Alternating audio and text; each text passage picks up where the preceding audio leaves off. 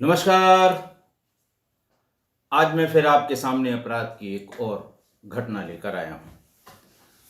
आज के अपराध की घटना भी हालिया है, लेकिन आज के अपराध की घटना शुरू करने से पहले मैं किस्सा गोई परिवार के सुधी श्रोताओं से एक अनुरोध करना चाहूँगा। आपने मेरी दोनों किताबों ऑपरेशन बजूका और वर्चस्व के लिए बहुत ढेर सारा प्यार दिया। मैंने आपसे ये भी अनुरोध किया था कि जो भी हमारे सुधी श्रोता या जिन्होंने किताब खरीदी और पढ़ ली, वो उसका रिव्यू ज़रूर लिख दें। देखिए, आपका रिव्यू ये भागम भाग के इस ज़माने में, कम्युनिकेशन के इस ज़माने में, इलेक्ट्रॉनिक्स और मीडिया के इस ज़माने में रिव्यूज़ बहुत आवश्यक हैं और रिव्यूज़ को देखकर ही तमाम लोग, मतलब बाज़ारीकरण इतना ज़्यादा है कि पहले वो पढ़ लेंगे कि किताब कैसी है, उनका इंटरेस्ट हो या ना हो, लेकिन रिव्यूज़ पढ़ने के बाद ही वो उसमें अपना इंटरेस्ट शो करते हैं। मुझे भी इसका बहुत ज्ञान नहीं था, लेकिन बजूका के बाद और वर्चस्व के बाद या काफ़ी बाद प्रकाशकों ने ये बातें कुरेद कुरेद कर मुझे बताएं कि साहब रिव्यूज़ नहीं आए हैं। रिव्यूज़ की वजह से भाई वो तो बिज़नेस कर रहे हैं, उनको तो ये चाहिए कि उनकी किताब बिके, वो चाहे जैसी किताब हो। हालांकि राजकमल प्रकाशन देश के सबसे प्रतिष्ठित प्रकाशनों में एक है, लेकिन उनके यहाँ से भी ये बताया गया कि साहब आप की किताब के रिव्यूज़ लोग लिखने में इंटरेस्ट नहीं ले रहे हैं। हालांकि जिन जिन लोगों ने पढ़ा है उनके मैसेज मेरे पास हैं या वो फ़ोन करके बताते हैं और किताब के बारे में भी बताते हैं, लेकिन अच्छा होगा अगर आप रिव्यूज़ आपने जहाँ से लिया है वहाँ पोस्ट ज़रूर करें। बेशक वो 4 लाइन का ही हो, लेकिन आप रिव्यूज़ पोस्ट करेंगे तो हमारा भी हौसला बढ़ेगा, किस्सा गोई परिवार के और लोगों का हौसला बढ़ेगा। तो एक बार फिर से मैं अनुरोध करता हूँ, बहुत दिनों से इस किताब पर कोई चर्चा नहीं कर पाया मैं, तमाम वजहें हैं इसकी, लेकिन आज मैं ज़रूर ये बात कहूँगा। दूसरा ये था कि अब हम 1 लाख सब्सक्राइबर से बहुत दूर नहीं हैं। आपने देखा होगा कि ये 1000 से ऊपर के एपिसोड में मैंने कभी लाइक सब्सक्राइब करने के लिए किसी को नहीं कहा, लेकिन हमारा परिवार, हमारा कुनबा जितनी तेज़ी से बढ़ा, वो लोगों के अंदर स्वतः स्फूर्त भावना थी कि नहीं, इस चैनल को भी ग्रो करना चाहिए, ये मेहनत भी सफल होनी चाहिए, और हम बिल्कुल 1 लाख के दहलीज पर आ गए। बहुत हमें वो 1 मिलियन 2 मिलियन वालों से ना हमारा कोई कंपटीशन है, ना हमारी कोई ऐसी अपेक्षा है, लेकिन जो हैं हमारे वो हमारे हैं। आप कमेंट्स में देखते होंगे कि वो लोग, मतलब जो पहले एपिसोड में जो कमेंट करते थे वही आज भी कमेंट करते हैं, देश के हर कोने से। पाकिस्तान से, आप पाकिस्तान के हमारे सुधी श्रोताओं का कमेंट्स पढ़िए, नेपाल से हमारे सुधी श्रोताओं का कमेंट्स पढ़िए, यूएस, ऑस्ट्रेलिया, ये सब ऐसी हिंदी भाषा भाषी लोग ही हैं, और बिना हिंदी भाषा भाषी के कौन सुनेगा, कौन समझेगा, कौन इसमें अपनी जिज्ञासाएं प्रकट करेगा। तो सब हिंदी भाषा भाषी हैं, जहाँ भी हैं वहाँ सुनते हैं। तो एक अनुरोध और है कि अगर आप थोड़ी सी मेहनत कर लेंगे, हमारा एक एक सुधी श्रोता अगर वो शेयर ही करता है 10, 12, 15 लोगों को, जैसा आप लिखते हैं, आपके लिखने से ही मुझे पता लगा कि आप लोग बड़ी संख्या में शेयर भी करते हैं, तो एक बार किस्सा गोई परिवार के लिए, मेरे लिए और इस चैनल के लिए, जो बेसिकली या मूल रूप से जो अपराध के प्रति सावधान करने के लिए बनाया गया है, जिसमें अपराधियों की मानसिकता, अपराध की प्रवृत्ति, अपराध के तरीके, अपराध से जूझने की शक्ति, अपराध और अपराधी के अंतिम फैसले तक होने वाली कानूनी पेचीदगियाँ, ये मैंने समझाने की कोशिश की है हजार एपिसोड में। अगर रिपीटेड एपिसोड मिला लिए जाएं तो ये करीब करीब 1200 के आसपास होते हैं। तो मैं फिर अनुरोध करूँगा कि कि एक बार हमारा परिवार भी एक ड्राइव चलाकर कि आज से अगले हफ्ते के बीच एक सुधी श्रोता अगर एक भी अपने मित्र को जो सुनता है उसको सब्सक्राइब करा देगा तो हम बहुत जल्दी ही 1 लाख पार कर जाएंगे। आज एक हमारा जूनियर जो आईपीएस अफसर है वो आज एक प्रोग्राम में मेरी उसकी मुलाकात हुई। वो भी रेगुलर सुनने वाला है। उसने आश्चर्य व्यक्त किया कि सर अभी आपके 1 लाख भी सब्सक्राइबर क्यों नहीं हुए, ये बात मेरी समझ में नहीं आती है। तो अब हमारे भी समझ में नहीं आती ना। सच तो ये है मैंने कभी इसके लिए प्रयास भी नहीं किया, कभी प्रयास नहीं किया। आप तो जो हमारे पुराने लोग हैं वो सब जानते हैं। तो एक बार इस वीक में 2 चीज़ें कर दीजिए। एक तो जिन्होंने किताबें खरीद ली हैं, पढ़ ली हैं, वो रिव्यूज़ लिख दें, या आपके जानने वाले में किसी ने किताब ले ली है और पढ़ ली है तो रिव्यूज़ ज़रूर लिखवा दें। और दूसरा, अब इसे किसी तरह से 1 लाख के उस पार 1 हफ्ते में अगर पहुंचाएंगे तो हमें हमारे परिवार की ताकत, किस्सा गोई परिवार की ताकत का सबको एहसास होगा, हमें खुशी होगी। बात आज के वाक़ये की है। ज़िला है अलीगढ़, उत्तर प्रदेश का ज़िला अलीगढ़। बहुत लंबे समय तक मैं एसएसपी अलीगढ़ तैनात भी रहा। उस ज़िले से बड़ी मोहब्बत सी मुझको हो गई है। बड़ी विषम परिस्थितियों में गया था और तमाम झंझावात देखे, तमाम राजनीतिक झंझावात भी देखे अपने इस पोस्टिंग के दरमियान। लेकिन ज़िला अच्छा है, लोग अच्छे हैं। तो उसी ज़िले से संबंधित ये घटना है। बात 1 अप्रैल 2024 की है। इगलास एक थाना है, किनारे का थाना है, देहात का थाना है और मथुरा से निकलने वाली रोड बिल्कुल सीधी वो इगलास से होकर ही जाती है। वहाँ पर एक मोहल्ला है, नगला पटवारी कहते हैं उसको। बड़ा मोहल्ला है, पुराना मोहल्ला है और उसी के पास एक पुराना किला भी है, राजा साहब का किला जिसे कहते हैं। कभी कोई रहे होंगे वहाँ पर राजा। तो उस किले की झाड़ियों में, किले तो सभी लगभग 0.1% को छोड़ दीजिए तो सब बुरी हालत में हैं, खस्ता हाल में हैं। एक आध पोर्शन तो कोई अपना साफ सफाई और रंग रोगन करके रह रहा होगा, लेकिन बाकी सब उजड़ कर ध्वस्त हो चुका है। तमाम रील्स लोगों का शौक़ है बनाने का, बावड़ी में, कुएं में, जो पुराने ज़माने की लखौरी ईंटों की हैं और भी पुराने ज़माने की, वो अगर ये सोशल मीडिया न होती तो शायद कभी दर्शन ही न होते ऐसे पुराने किलों के, पुराने रजवाड़ों के और पुरानी ये बावड़ी और उनकी सीढ़ियों के। तो बहरहाल उस किले की एक झाड़ी में एक व्यक्ति का शव मिला, नवयुवक का कह लें। सुबह सुबह उधर जानवर चराने जाने वाले एक व्यक्ति ने ये नोटिस किया और हल्ला मचाया। फ़ौरन उसने 112 नंबर पर ये सूचना दी कि नगला पटवारी के पास किले के बाहरी क्षेत्र में स्थित झाड़ियों में एक लाश पड़ी हुई है। 112 ने फ़ौरन इगलास थाने को सूचना दी कि ऐसी सूचना फलाना सूचना देने वाले ने फला नंबर से मुझे बताई है कि वो नगला पटवारी के पास, किले के पास झाड़ियों में एक शव पड़ा हुआ है। तुरंत थाने ने उस व्यक्ति से संपर्क किया। उसने कहा साहब उसकी गर्दन कटी हुई है, पूरे कपड़ों में खून हो रखा है और यंग लगता है लड़का वो, लेकिन चूंकि चेहरा बहुत खून से या मिट्टी से बहुत अस्त व्यस्त है इसलिए हम पहचान नहीं पा रहे हैं। नगला पटवारी में जो थानाध्यक्ष थे, इगलास के जो थानाध्यक्ष थे, उन्होंने फ़ौरन अपना दिमाग दौड़ाया कि रात में इसी डील डॉल, हुलिये और कपड़े के एक लड़के की गुमशुदगी लिखवाई गई है जो नगला पटवारी का ही रहने वाला है, गली नंबर 7 का, और उसका नाम कासिम और उम्र 18 वर्ष लिखाई गई है। इंस्पेक्टर ने उस लड़के से, सूचना देने वाले लड़के से, जिसने प्रथम दृष्टया या पहली बार वो शब्द देखा था, उससे कपड़ों के रंग के बारे में और लड़के की हाइट वेट के बारे में पूछा तो उन्हें कोई शंका नहीं हुई कि रात में लिखी हुई गुमशुदगी वाले लड़के की ही ये शव होगा।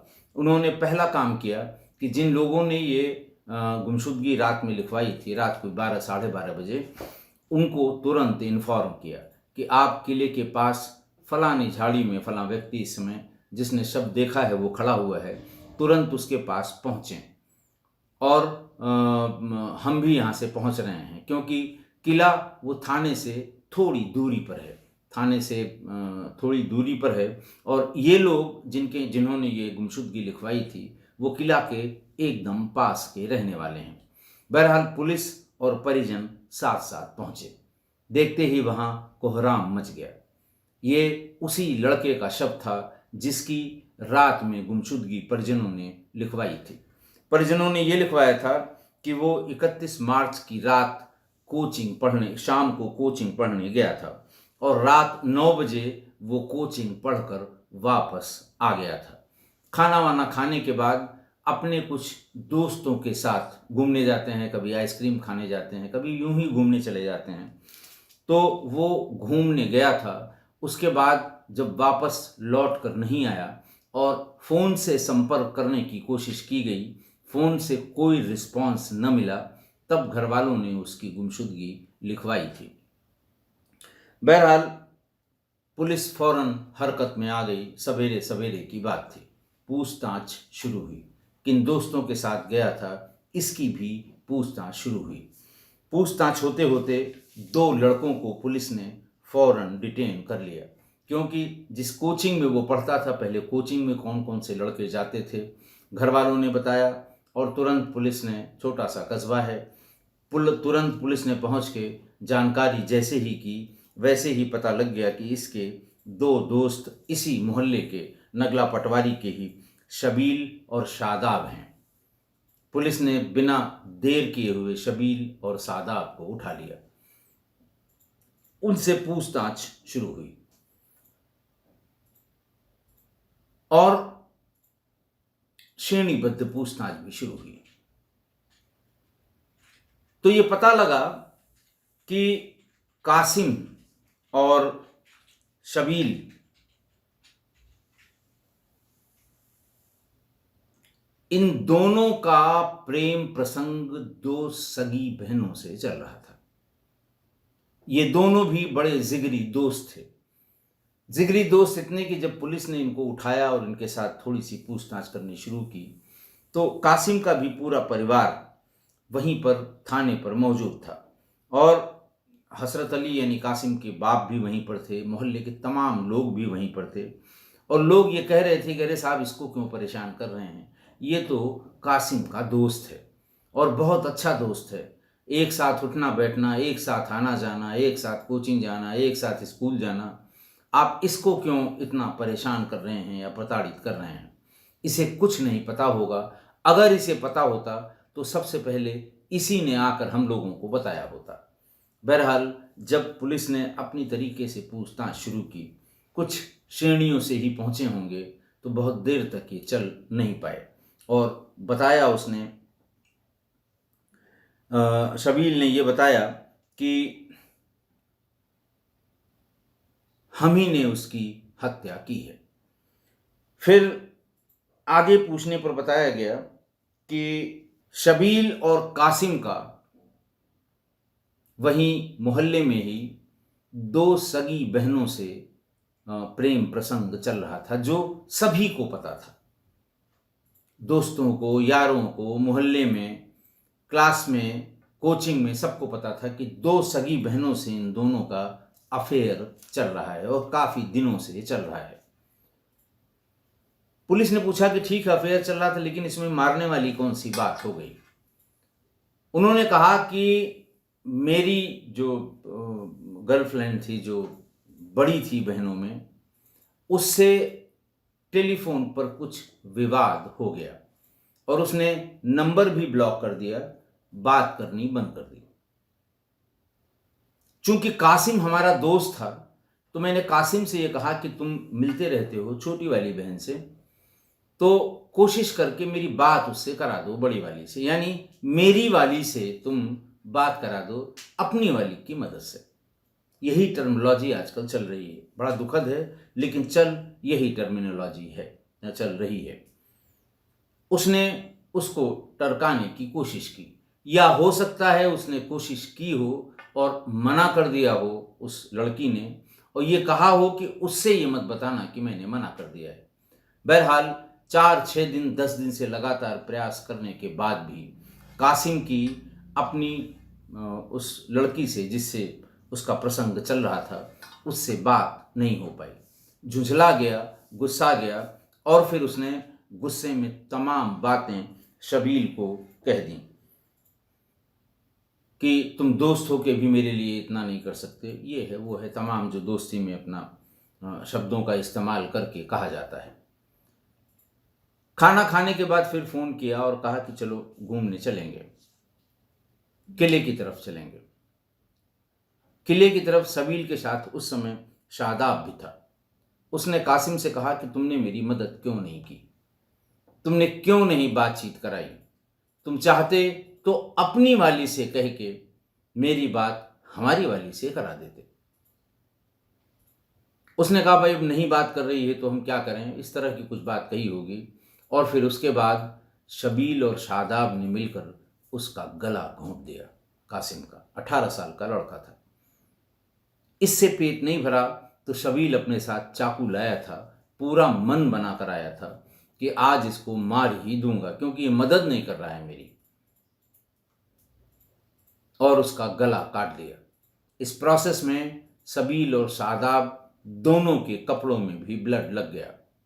वहीं पर दोनों ने अपने खून आलूद कपड़े उतारे, जंगल के दूसरे पोर्शन में फेंक दिए, और एक बड़ी खाई है वहाँ की किले के पास, उसमें चाकू को ले जाकर नीचे पत्थरों के नीचे दबा दिया। वहाँ से घर आए, नहाए धोए और सो गए। सवेरे जब लाश बरामद हुई उसके आस ही पास ये शबील और शादाब दोनों उठा लिए गए। फिर उनसे पूछा गया कि तुम्हारा इतना जिगरी दोस्त कि दोनों परिवार तुम दोनों की दोस्ती की दुहाई देता है, लोगों के सामने एग्जाम्पल रखता है, तुम्हें उसकी हत्या करने का कोई अफसोस नहीं है या हत्या का अफसोस है? उसने साफ कहा कि मुझे कोई अफसोस नहीं है, ऐसे दोस्त होने से न होना अच्छा है जो मेरी इतनी मदद न कर सके। अब ये उसका वाक्य या यह उसका कहना, मतलब हंसी, आदमी हंसे कि रोए ये नहीं समझ में आता कि इतना छोटा सा काम, मतलब अब ये प्रेम प्रसंग न हो गया, क्या हुआ, अब क्या इसको कहा जाए, ये कहने लायक नहीं है। बहरहाल पुलिस ने उन दोनों को गिरफ्तार किया, गिरफ्तार करके जेल भेज दिया। वो थाना प्रभारी विजयकांत शर्मा थे इगलास के, जिनकी टीम ने बहुत जल्दी मेहनत करके और बहुत जल्दी ही ये कर लिया, वरना बहुत मुश्किल होता इस तरह के अपराधों में लोगों का जल्दी पकड़ा जाना। खुल तो जाता है तुरंत का तुरंत कि कौन था कौन नहीं था, लेकिन ये सब फरार हो जाते हैं और कई दिन तक जब नहीं मिलते हैं तो पुलिस पर तमाम आरोप भी लगते हैं। आज की घटना,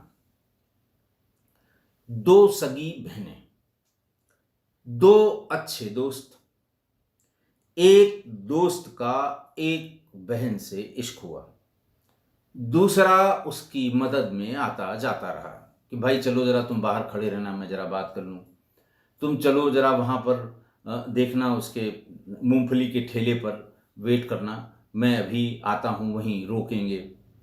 तरह तरह की बातें हैं जो इस ट्रेड में हैं हमारे नौजवान बच्चे, वो जानते हैं कि एकदम अकेले से दुकेला अच्छा होता है।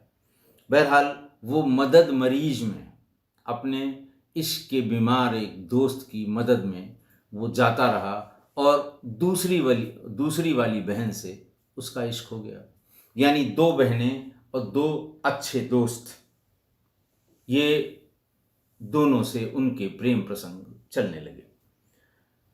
अब देखिए समय बड़ा अजीब सा आ गया है कि प्रेम प्रसंग को शो ऑफ करने का एक चलन सा चला है। आपने सारे सोशल मीडिया साइट्स पर इसे महसूस किया होगा कि शान बघारते हैं कि आज मेरी वाली यहाँ मिली थी या मेरा वाला यहाँ मिला था, फिर उसकी फोटो मेरी वाली की, एक दूसरे में ग्रुप में शेयर करते हैं, वो अपनी दोस्तों को, ये अपनी दोस्तों को। आज इसने ये गिफ्ट दिया, वैलेंटाइन डे पर क्या हुआ इसका तो जैसे रनिंग कमेंट्री चलती है। तमाम इस तरह की घटनाओं में जो मेरे कार्यकाल में, मेरी सर्विस के दौरान घटे हैं, व्हाट्सएप चैट लोगों ने लाकर दिखाई है, पुलिस वालों को दी है। पुलिस वालों के साथ देख लीजिए, ये था इसलिए फलाना ही है, इसमें दूसरा कोई नहीं हो सकता, वो भी देखे हैं। तो जैसे रनिंग कमेंट्री इधर शुरू हुआ और उधर वैलेंटाइन वीक शुरू हुआ और उधर रनिंग कमेंट्री शुरू हुई। सबको एक दूसरे का प्रोग्राम बताएंगे, सारे दोस्तों में ढोल ताशे के साथ हल्ला करेंगे। इतना शो ऑफ हो गया है। बस केवल एक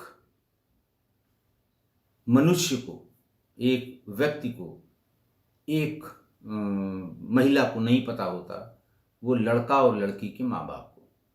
बाकी सारे मोहल्ले में शोर, सारी कोचिंग में शोर, सारे क्लास में शोर, सारे स्कूल में शोर, बस माँ बाप की जानकारी में नहीं होता। लेकिन नहीं, अगर ऐसा होता तो वो कोशिश करते। बस उन्हीं की जानकारी में, किसी भी प्रसंग में आप देख लीजिए, जब भी बात माँ बाप पर आती है तो यही होता है कि साहब मुझे तो पता ही नहीं लगा कब क्या हो गया। ये दिक्कत है। और इसीलिए आप गौर कीजिए, जो ये शो ऑफ है, ये जो ढोल बजाकर इश्क किए जा रहे हैं, इसमें आप गौर कीजिए कि पिछले कुछ दिनों में ऐसे प्रेम प्रसंगों में जिनमें हत्याएं हुई हैं और जिनका जिक्र मैंने आपके सामने किया है, उसमें हत्या करने वाले या कराने वाले या हत्या के पीछे कौन व्यक्ति हैं, इसको पता करने में 24 घंटे से अधिक का समय कभी नहीं लगा। ये तुरंत पता हो जाता है, सिर्फ इसीलिए कि इसका इतना हल्ला होता है, इतना हल्ला होता है कि सबसे पहले पुलिस मरने वाले की सीडीआर निकाल लेती है। उससे पता लगता है कौन कौन दोस्त थे। दोस्तों से पूछते हैं, चाहे लड़के के दोस्त हों, चाहे लड़की के दोस्त हों। फिर कुछ दोस्त थाने पर बुलाए जाते हैं। थाने पे बुलाए जाने पर ऐसा लगता है पहाड़ टूट गया। माँ बाप सारे रिश्तेदारों को साथ लेके जाते हैं कि पता नहीं पुलिस क्या कर देगी। और पुलिस जब पूछना शुरू करती है कि फलां जो मरा है या फलां जो मरी है, इसके बारे में क्या पता है, तो बिना किसी श्रेणीबद्ध पूछताछ के पहली फुर्सत में वो ये बता देते हैं कि किसका किसके साथ क्या क्या चल रहा है और उसका ऐसा कहने के पीछे क्या आधार है, उन्होंने आंखों से अपने क्या क्या देखा है और कानों से कितनी बातें सुनी हैं, क्या क्या सुना है। बस उनके बताए हुए किस्से में जितने फिगर्स आते हैं, जितने लोग आते हैं, सबकी सीडीआर निकाली जाती है। कौन सबसे ज़्यादा इंटरनेट पर विचरण कर रहा है ये भी पता लग जाता है, कौन किससे बात कर रहा है ये भी पता लग जाता है। चाहे जितनी चालाकी से ये प्रेमी युगल बात कर रहे हों कि साहब सिर्फ कॉल से कोई बात नहीं करेंगे, सिर्फ चैट पर बात करेंगे, सिर्फ वीडियो कॉल के जरिए बात करेंगे, या जो भी इंटरनेट की जो सुविधाएं हैं, लेकिन फिर भी लोग पहली फुर्सत में बता देते हैं कि इनके बीच ये चल रहा है और फिर पुलिस को कोई दिक्कत नहीं होती है। तो ये जो प्यार व्यार, अब ये सब पर्सनल नहीं रह गया। एक ज़माना था जब ये पर्सनल हुआ करता था, लुका छिपी का खेल था। जब तक ये मोबाइल नहीं आए थे सब कुछ छुप छुपा के होता था, चिट्ठियों का आदान प्रदान होता था, तमाम तरीके थे। किताब कॉपियों में कवर जरूर चढ़े होते थे, किताब कॉपी या नोट्स एक्सचेंज भी होते थे। अगले कवर के पीछे चिट्ठी रखी है कि पिछले कवर की पीछे चिट्ठी रखी है, ये इशारे में बता दिया जाता था। किसी को कानों कान खबर नहीं होती थी। झुंड में अगर उनकी वाली जा रही है तो उसको पता है कि किस स्थान पर थोड़ा पीछे हो जाना है 10 कदम। उसी समय साइकिल में पास होने वाला उनका वाला वो एक छोटे से कंकड़ में एक कागज भर के फेंक देता है और फौरन उसको हाथ में उठा के फिर झुंड के साथ जाना, स्कूल आना या जाना, दोनों आगे बड़ा सुगमता से होता रहता है। तो ये वो ज़माना था। और आज तो बिल्कुल जैसे कहते हैं ना, ढोल बजा बजा के, नगाड़ा बजा बजा के, और इसका शो ऑफ होता है। चलिए मान लिया कि ये नई पीढ़ी है, इसलिए नया सोचती है, इसलिए ऐसा करती होगी कि नया ज़माना है, नई सोच है, नई तरह, नई विधाएं हैं कि नहीं साहब, जब प्यार किया तो डरना क्या, बिल्कुल आप ताल ठोंक के मोहब्बत करनी है, नई सोच है। लेकिन इसका ढिंढोरा पीटना, ये बात तो ठीक है कि डरना क्या, लेकिन ढिंढोरा क्यों पीटा, ये बात समझ में नहीं आई। और ये बात और समझ में नहीं आती कि जब पूरा क्लास जानता है, पूरा मोहल्ला जानता है, पूरा स्कूल जान गया है, टोला पड़ोस जान गया है, माता पिता को नहीं पता लगता, जान ही नहीं पाते। ये बात नहीं समझ में आई। या तो देखिए वो जान नहीं पाते, या जानना नहीं चाहते, या जानकर आंखें बंद कर लेते हैं, या जानकर मुंह पर टेप लगा लेते हैं। लेकिन पछताते यही लोग हैं, माँ बाप ही पछताते हैं, और बहुत पछताते हैं। आशा है आप मेरी इस बात से सहमत होंगे। आज के लिए इतना ही। बहुत बहुत धन्यवाद।